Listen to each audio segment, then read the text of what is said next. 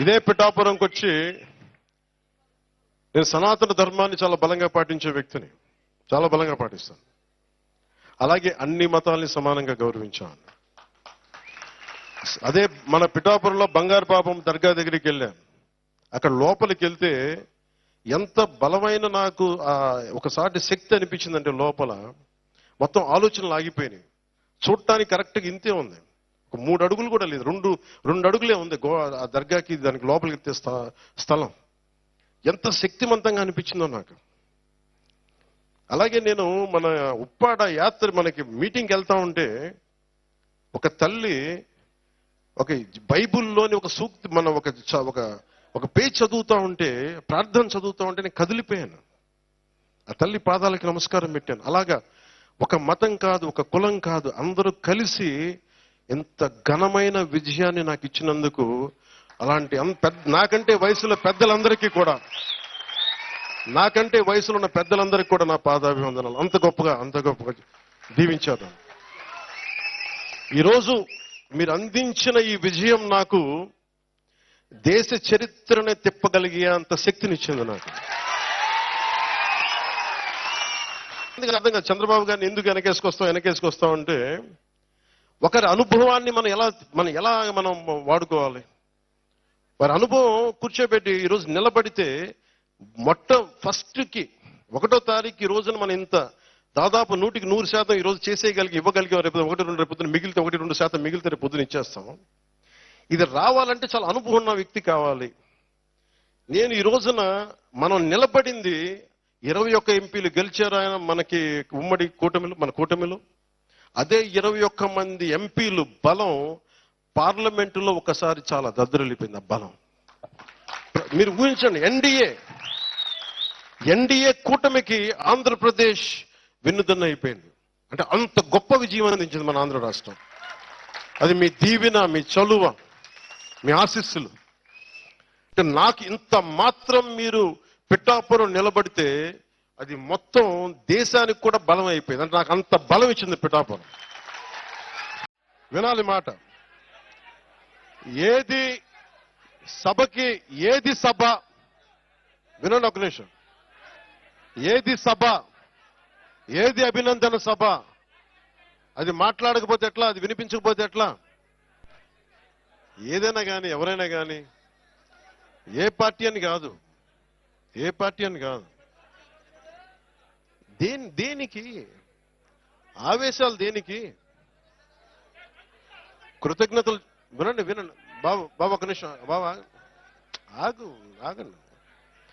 ఇది ముందస్తుగా కృతజ్ఞతలు చెప్పుకోవడానికి వచ్చాం.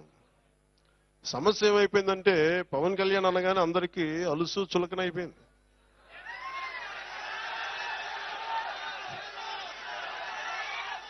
చెప్తున్నా అంటే వీళ్ళకి ఎలాంటి వాళ్ళు కావాలంటే జగన్ లాంటి నాయకుడు రైట్ అనిపిస్తాడు. ఒకసారి ఇంటర్వ్యూలు ఇవ్వడం, మాట్లాడితే కొడతాడు, బెదిరిస్తాడు. వాళ్ళ దగ్గర భయంగా ఉంటారు, వాళ్ళ దగ్గర బలంగా ఉంటారు. ఇట్లా చేతులు కట్టుకుని కూర్చుంటారు.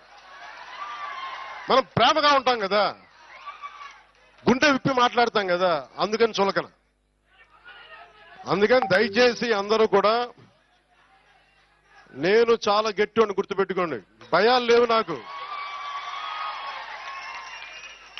ఎంత మొండివాడినో, ఎంత పట్టు పడితే వదలను గుర్తుపెట్టుకోండి.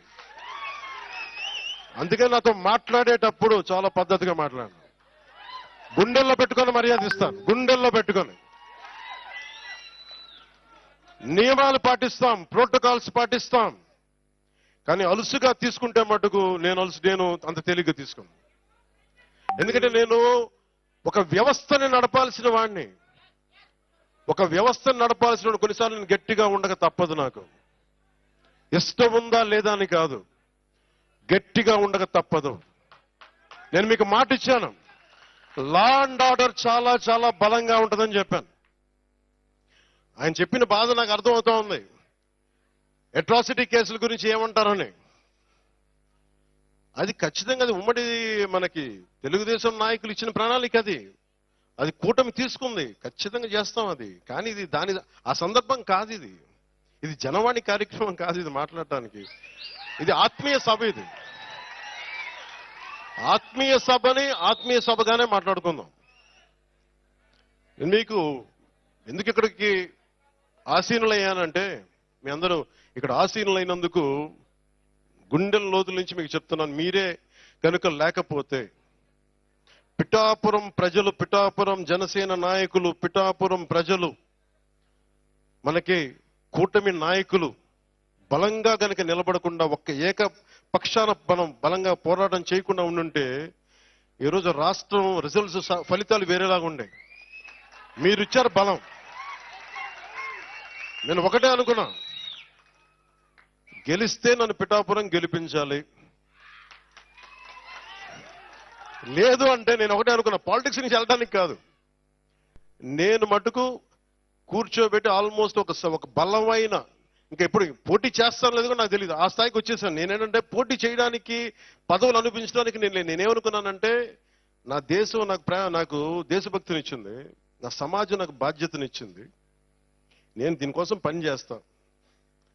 నాకు అవసరం లేదు ఇవన్నీ, కానీ తిట్లు తింటా.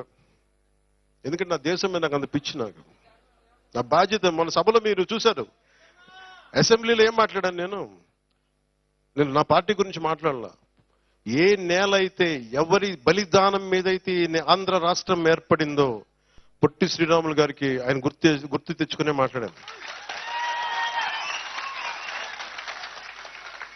ఏ ముఖ్యమంత్రి ఈరోజు కూర్చున్నా, గతంలో కూర్చొని ఉన్నా, దానికి మూలకారకుడు ఎవడు? పొట్టి శ్రీరాములు. ఆయనే లేకపోతే, ఆయనే బలిదానం లేకపోతే మనకి ఈ రోజున ఆంధ్ర రాష్ట్రం అనేది ఉండేది కాదు. సో నేను ఉన్నది దేనికి అంటే, ఇంతమంది గొప్ప మహానుభావులు ఉన్నారు. నేను అన్నా క్యాంటీన్లతో మాట్లాడి ఒకటే అడిగాను, అన్నా గారి క్యాంటీన్లతో పాటు డొక్కా సీతమ్మ గారి క్యాంటీన్లు రావాలి. అన్నా క్యాంటీన్లు ప్రారంభిస్తున్నప్పుడు దాంట్లో కొంత భాగం డొక్కా సీతమ్మ గారి క్యాంటీన్లు కూడా ఉంటాయి. దేనికి పెట్టుకోవాలి డొక్కా సీతమ్మ గారి? ఎందుకంటే అసలు మనకి ఈ రోజున ఒక పూట భోజనం పెట్టడానికి హోటల్లో పెట్టేయచ్చు, కొని పెట్టేయచ్చు. ఆ రోజుల్లో కట్టెలతో వండాలి, వర్షాలు. అలాంటి సమయంలో ఆవిడ కూర్చొని, అమ్మ సీతమ్మ ఆకలి అంటే కూర్చోబెట్టి అన్నం వండి పంపించే, లంకల దగ్గరికి వెళ్ళి కూడా ఆవిడ చేసేదంటే, అలాంటి విలువలున్న మనుషులు మనం గుర్తు తెచ్చుకోకపోతే సమాజం విచ్ఛిన్నం అయిపోతుంది. సో నాకు పిఠాపురం నాకు నిజంగా కొన్ని 2009 నుంచి నన్ను అడుగుతా ఉన్నారు, మీకు నిలబడతామంటే. నాకు నిజంగా నాకు చెప్పాలి, ఎక్కడి నుంచి పోటీ చేయాలి? నాకు పోరాటం చేయడం ఒకటి తెలుసు. నాకు దాంట్లో గెలుపులు ఉంటాయి, ఓటములు ఉంటాయి, లేదంటే పదవులు ఉంటాయి, నాకేం తెలియదు. నాకేంటంటే ఏడుస్తున్న మనిషి కోసం నా వంతు ఎంత నేను కృషి చేయగలను, ఎంత నిలబడగలను, ఇంతే నా థాట్. దశాబ్దంన్నర నలిగిపోయా. నేను మీకేం చెప్పాను? రాగానే మీకు ఇందా చెప్తా ఉన్నాను, నేను ఓటమి చూసిన వాడిని. నేను ఒక సినిమా రంగంలో పీక్లో ఉండి నాకు పాలిటిక్స్ రావాల్సిన అవసరం లేదు. కానీ నాకేమనిపించిందంటే, చదువు విజ్ఞానం బాధ్యతనిచ్చింది. నువ్వు పొట్టి శ్రీరాములు గారి త్యాగం మీద నువ్వు జీవితాన్ని గడిపేసి, స్వాతంత్ర సమరయోధులు త్యాగం వల్ల నువ్వు జీవితాన్ని గడిపేసి, నువ్వేమీ తిరిగి సమాజానికి ఇవ్వనంటే నీకు కుదరదు. అది నా అంతరాత్మ చంపేసింది. దానికోసం వచ్చాను రాజకీయాల్లోకి. పదవి రావచ్చు, రాకపోవచ్చు, గెలవచ్చు, ఓడిపోవచ్చు. ఈరోజు గెలవచ్చు, కానీ నాకు ఈ రోజున ఉప ముఖ్యమంత్రి కావచ్చు. కానీ నేను ఎప్పుడు ఒకటే మనిషిని, ఓడినా గెలిచినా, పదవి ఉన్నా లేకపోయినా నేను ఒకటే వ్యక్తి. అది మారదు. 2014లో కూటమి గెలిచినప్పుడు నేనేం ఆశించలేదు, అందరి కోసం పనిచేసి పెట్టాను. రాష్ట్ర ప్రభుత్వం బాగుంటుంది, ప్రజలు బాగుంటారు అనుకున్నాను. ఆ తర్వాత మీకు పర్యావసనాలు తెలుసు. 2019లో ఒంటరిగా పోటీ చేశాం, నలిగాం, ముందుకెళ్ళాం, నిలబడ్డాం. 2024కి ఎలక్షన్ రిజల్ట్స్ వస్తా ఉన్నాయి. మీరు మాట్లాడుతున్న మైక్ ఇచ్చానా?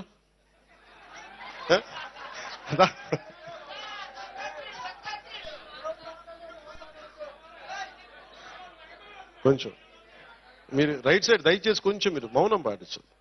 ఎందుకంటే మీరు మాట్లాడుకునే కడిగితే మైక్ ఇస్తాను, నేను కూడా వింటాను. మైక్ పంపించండి. ఏనండి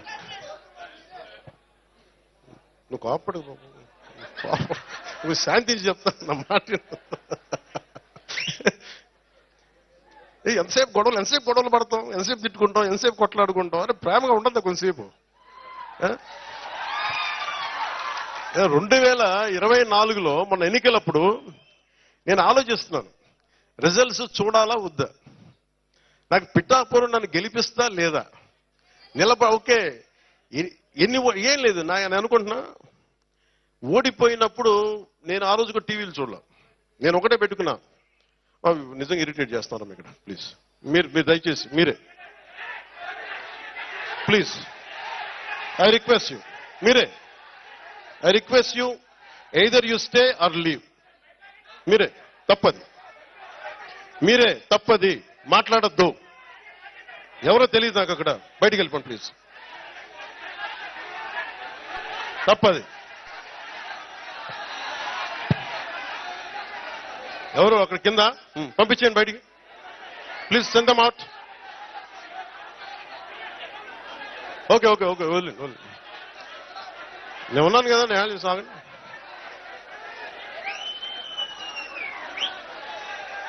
ఓకే దయచేసి కూర్చోండి. ఓకే దయచేసి కూర్చోండి. Either you maintain silence or please. Okay మా దయచేసి ఓకే వదిలేండి. 2000 నాకు రిజల్ట్స్ టీవీలో చూడాలా లేదా నేను కూర్చొని ఆలోచిస్తా ఉన్నా. నాకేమనిపించిందంటే కూటమి అఖండ మెజారిటీతో గెలవబోతున్నది నాకు అర్థమైంది, నాకు తెలుసు. నేను ఏమి టీవీ చూడను, నేను ఒక్కడిని కూర్చున్నా, ఏదో పుస్తకం చదువుకుంటా ఉన్నా. ఎవరన్నా సరే వచ్చి నాకు చెప్పండి, మనం కూటమి గెలిచింది, జనసేన మొత్తం అన్ని స్థానాలు గెలిచింది, పవన్ కళ్యాణ్ పిఠాపురంలో గెలిచాడు. ఈరోజు ఇది చెప్పండి. నేను చూడలా. ఎందుకు చూడలేదంటే నేను నా మనసుకి ఎట్లాంటి సంకేతాలను పంపదలుచుకోలే, టెన్షన్ పడదలుచుకోలే. నాకు అనిపించింది నా కర్మ నేను బాగా చేశాను, నా బాధ్యత నేను సరిగ్గా నిర్వర్తించా, వెనకడుగు ఇలా నిలబడ్డా. భగవంతుడు నా చేతులు ఏదిస్తే అదే అనుకున్నాను, కానీ అఖండ విజయం ఇచ్చాడు భగవంతుడు.